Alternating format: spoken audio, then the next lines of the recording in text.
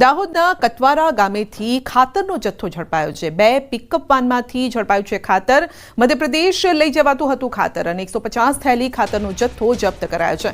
નાયબ ખેતીવાડી અધિકારીએ પણ આ અંગે કાર્યવાહી કરી છે।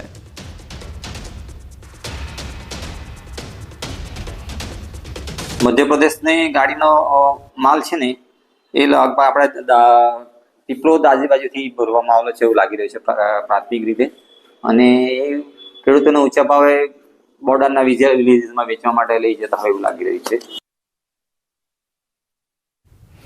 છોટાઉદેપુરના ફોરેસ્ટ અધિકારી પર હુમલો। ડોલામાઇટ પથ્થરની ટ્રક પકડ્યા બાદ હુમલો કરાયો છે। હુમલાખોરો પથ્થર ભરેલી ટ્રક લઈને ફરાર થઈ ગયા। આરએફઓ ફોરેસ્ટર આ સાથે 3 બીટ ગાર્ડ પણ હાજર હતા। છોટાઉદેપુરના જામલા રોડની આ ઘટના છે।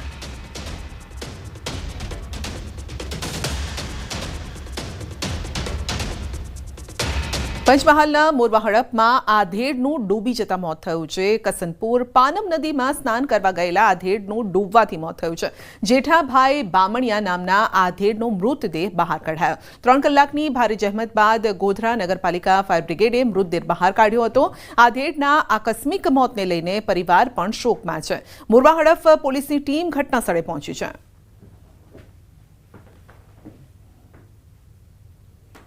અમદાવાદના નિકોલમાં હુમલા મુદ્દે ખુલાસો થયો છે। છેડતીના આરોપી હેનીલે કોર્ટમાં કર્યો છે ખુલાસો। આરોપીના એક્ટિવાને ટક્કર મારીને કર્યો હતો હુમલો। હેનીલે 5 લોકો સામે નોંધાવી છે ફરિયાદ। હુમલો અને ધમકી આપ્યા પોલીસે નોંધી ફરિયાદ।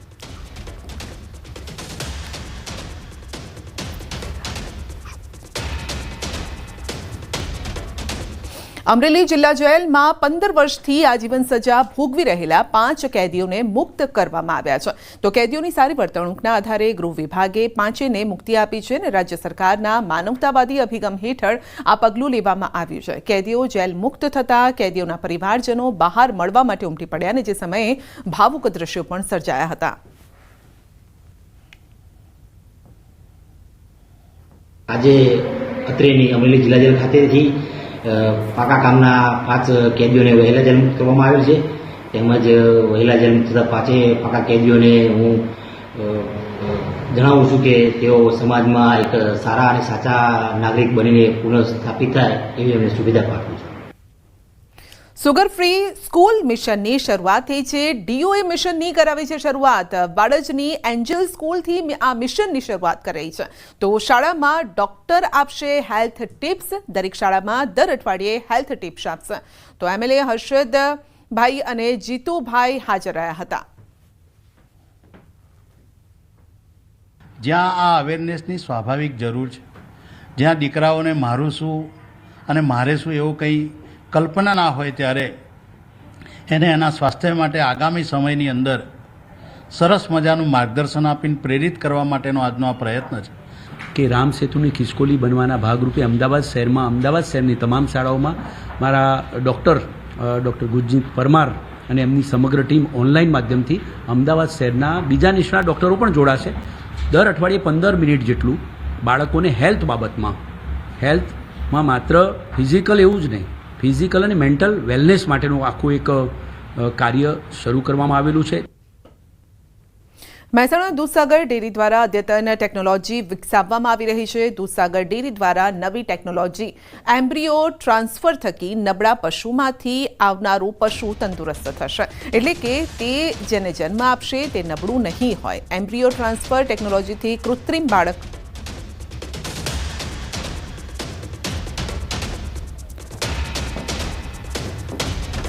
તો મહેસાણાના અમે દ્રશ્યો બતાવી રહ્યા છે, જ્યાં નંદાસણ નજીક દારૂ ભરેલી કાર ઝડપાઈ છે। કારના ચોરખાનામાં છુપાવ્યો હતો દારૂ અને વિદેશી દારૂની 194 બોટલ અને બિયર મળી આવ્યું છે। પોલીસે દારૂ અને કાર જપ્ત કરી છે। 2 આરોપીઓની પોલીસે ધરપકડ કરી છે। દારૂ મંગાવનાર સાગર પરમાર વોન્ટેડ જાહેર કરાયો છે।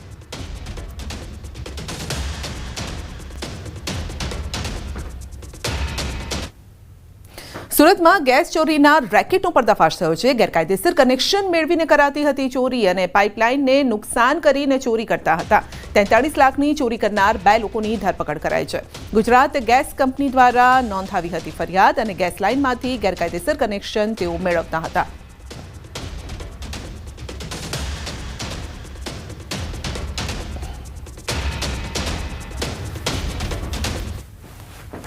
મહેસાણા દૂધસાગર ડેરી દ્વારા અદ્યતન ટેકનોલોજી વિકસાવવામાં આવી રહી છે. દૂધસાગર ડેરી દ્વારા નવી ટેકનોલોજી એમ્બ્રિયો ટ્રાન્સફર થકી નબળા પશુમાંથી આવનારું પશુ તંદુરસ્ત થશે. એટલે કે તે જેને જન્મ આપશે તે નબળું નહીં હોય. એમ્બ્રિયો ટ્રાન્સફર ટેકનોલોજીથી કૃત્રિમ બાળકના અંડકોષને લેબમાં તૈયાર કરવામાં આવે છે અને આમાં સારી ગુણવત્તાવાળી ગાય અથવા ભેંસના અંડકોષ અને સારી ગુણવત્તાવાળી ગાય તેમજ ભેંસના શુક્રાણુઓને લઈને લેબમાં ફલિનીકરણ કરવામાં આવે છે અને ત્યારબાદ તે કોઈપણ ગાયના ગર્ભમાં સીધું ધારણ કરાવવામાં આવે છે, જેથી ઉચ્ચ ગુણવત્તાવાળી ગાય અને ભેંસનું ઉત્પાદન થઈ શકે અને ત્યારે આવનાર સમયમાં તે પશુને જ્યારે જન્મ આપે તો તેનું પણ દૂધ સારું આવે, ઉત્પાદન સારું મળે. તો દૂધસાગર ડેરી દ્વારા પશુપાલકોના હિત માટે ગાયોમાં દૂધ ઉત્પાદન વધારવા માટે એમ્બ્રિયો ટ્રાન્સફર ટેકનોલોજીની શરૂઆત કરવામાં આવી છે. આ એક અદ્યતન વૈજ્ઞાનિક ટેકનોલોજી છે જેને આપણે એમ્બ્રિયો ટ્રાન્સફર ટેકનોલોજી કહીશું. આ ટેકનોલોજીમાં ઉચ્ચ ગુણવત્તાવાળી ગાય અને ઉચ્ચ ગુણવત્તાવાળા સાંડનું શુક્રકોષ અને ગાયનું સ્ત્રીબીજ બંનેને લેબોરેટરીમાં ફલિનીકરણ કરી એમ્બ્રિયો બનાવવામાં આવે છે અને એ એમ્બ્રિયો આપણા મિલ્ક શેડિયામાં ઓછું દૂધ આપતી ગાયમાં મૂકવામાં આવે છે, જેને આપણે એમ્બ્રિયો ટ્રાન્સફર ટેકનોલોજી કહીશું. જે ગાયો રેગ્યુલર ગરમીમાં આવતી હોય, રેગ્યુલર બીજદાનથી ઠેરી જતી હોય અથવા ગાભણ થઈ જતી હોય એવી ગાયોમાં જ કરીશું. કારણ કે આપણે ઓલાદ સુધારી છે તો સારી ગાયો હશે તંદુરસ્ત ગર્ભાશયવાળી, તો એમાં ટ્રાન્સફર કરવાથી આપણને ઝડપી લાભ મળશે. સુરેન્દ્રનગર જિલ્લા પુરવઠા વિભાગને ફરિયાદ મળી હતી કે અમુક લોકો આર્થિક રીતે સક્ષમ હોવા છતાં પણ ઓછી આવક દર્શાવી અને રાશન કાર્ડ પર સરકારી અનાજનો જથ્થો મેળવે છે, જેને લઈને જિલ્લા પુરવઠા વિભાગ દ્વારા અત્યાર સુધીમાં અંદાજે 4500થી વધુ રાશન કાર્ડ ધારકોને નોટિસ ફટકારવામાં આવી છે. જોકે તેમાં પુરવઠા વિભાગ દ્વારા કોઈપણ જાતની ચકાસણી વગર આડેધડ નોટિસ ફટકારી હોવાથી એ પ્રકારની વિગતો બહાર આવી અને જેને ખરેખર જરૂરિયાત છે તેવા પરિવારોના પણ રાશન કાર્ડ બંધ કરી દેવામાં આવ્યા હોવાનું લોકો જણાવી રહ્યા છે. નોટિસ આપવામાં પુરવઠા વિભાગે કોઈપણ જાતની ચકાસણી કરવાની તસદી પણ નથી લીધી. માત્ર બેંકના જે ડેટા મળ્યા હતા તેના આધારે તેમને મોકલી આપ્યા છે અને જેથી લોકોમાં નારાજગી પણ જોવા મળી રહી છે. મળે છે 45 વર્ષથી અનાજ મળે છે મને. અત્યારે હવે નોટિસ આપી અને અનાજ બંધ થઈ ગયું. અત્યારે નોટિસ આપીને એટલે હવે બંધ થઈ ગયું. હવે અનાજ ન મળે તો મારે શું કરવું? હવે કેટલી આવક છે તમારી? આવક કેટલા દર મહિને કેટલા વ્યાજ આવે તમારા પતિ ગુજરી ગયા પૈસામાંથી? 2200 રૂપિયા. મને પુરવઠા વિભાગ મામલતદાર તરફથી એક નોટિસ મળેલી છે જેમાં અમારું રેશન કાર્ડ બંધ કરવાનું લખેલું છે. તો મારી દીકરી અત્યારે હાલ દિલ્હી નોઈડામાં નોકરી કરે છે પ્રાઇવેટ કંપનીમાં. તો તેની આવક જોઈ અને મારે રેશન કાર્ડ બંધ કરવાનું, રેશન કાર્ડ બંધ કરવાની વાત કરે છે. તો સરકારશ્રીને મારી વિનંતી છે કે આપ જરા તપાસ કરો. મારી દીકરી 5 વર્ષથી દિલ્હી છે, એ અમારેથી અલગ રહે છે અને એનો પગાર મારામાં ગણે. વર્ષ પછી એના લગ્ન થાય તો અમારેથી તો એ અલગ જ થઈ જવાની. તો મારામાં જે આવક ગણી છે એ ખોટી વાત છે એમની.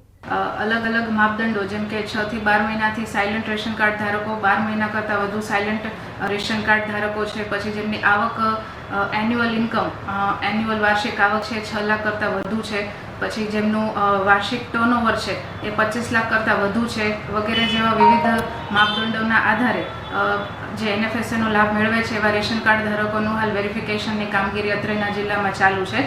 આવા તમામ રેશન કાર્ડ ધારકો છે એમને મામલતદાર ઓફિસ મારફત નોટિસની વજવણી કરી અને ત્યારબાદ એમની વેરિફિકેશનની કામગીરી જે છે એ હાલ કરવામાં આવે છે. ગુજરાત યુનિવર્સિટીમાં કોંગ્રેસનો હલ્લાબોલ. યુનિવર્સિટીમાં ચાલતા ભ્રષ્ટાચાર, ગેરરીતિને લઈને કોંગ્રેસ NSUIનો વિરોધ. Food court, rifle range, tennis કોર્ટના વિવાદને લઈને કુલપતિનો ઘેરાવ કર્યો છે. વધુ અપડેટ મેળવીશું સહયોગી સંજય પાસેથી. આપણી સાથે જોડાઈ ગયા છે. જી સંજય, શું છે આખો મામલો, શું છે અને શેને લઈને હોબાળો છે?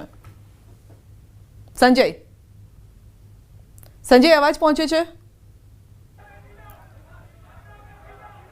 સંજય સુધી અવાજ નથી પહોંચી રહ્યો. તેમની પાસે જવાનો પ્રયત્ન કરીએ, પરંતુ આપણે જણાવી દઈએ કે ભ્રષ્ટાચાર મામલે કુલપતિનો ઘેરાવ કરવામાં આવ્યો છે. ગુજરાત યુનિવર્સિટીમાં કોંગ્રેસનો હલ્લાબોલ.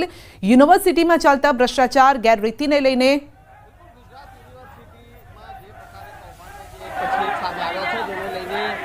કોંગ્રેસ અને NSUI જે છે તેના ઉગ્ર દેખાવો ગુજરાત યુનિવર્સિટીમાં જોવા મળી રહ્યા રહ્યા છે અને એક પછી એક જે કૌભાંડો સામે આવ્યા છે તે પછી રાઇફલ ક્લબ જે છે ખાનગી રાઇફલ ક્લબ ખાનગી સંસ્થાને આપી દેવાની વાત હોય કે પછી યુનિવર્સિટીની જમીન જે છે કે તે પ્રાઇવેટ સંસ્થાને આપી દેવાની વાત હોય, તમામ મામલે ક્યાંક ને ક્યાંક જે છે એ વિરોધ જે અત્યારે જોવા મળી રહ્યો છે અને એ મામલે જ ક્યાંક ને ક્યાંક અત્યારે હાલ આપ જે જોઈ શકો છો કે મોટી સંખ્યામાં કોંગ્રેસના કાર્યકરો છે. મનીષભાઈ આપણી સાથે. મનીષભાઈ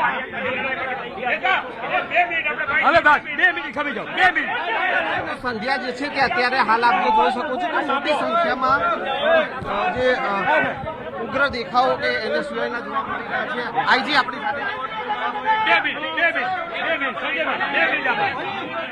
સંધ્યા હાલ અત્યારે કોંગ્રેસના કાર્યકરો જે છે તેઓ અહીંયા પહોંચ્યા છે, એને સિવાયના જે છે હલ્લાબોલ અત્યારે અહીંયા જોવા મળી રહ્યો છે. પોલીસનો ચાપતો બંદોબસ્ત જે છે તે અત્યારે ગુજરાત યુનિવર્સિટીમાં કુલપતિની ચેમ્બરમાં અત્યારે હાલ આપ જે જોઈ શકો. ઉભો થઈ જા ભાઈ.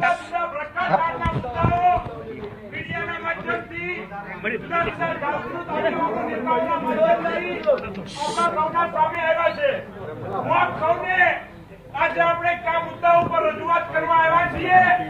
ભ્રષ્ટાચારના કયા મુદ્દાઓને લઈને યુનિવર્સિટીના સત્તાધીશો સામે આપણો આક્ષેપ છે એની ટૂંકમાં વાત કરવા માંગુ છું.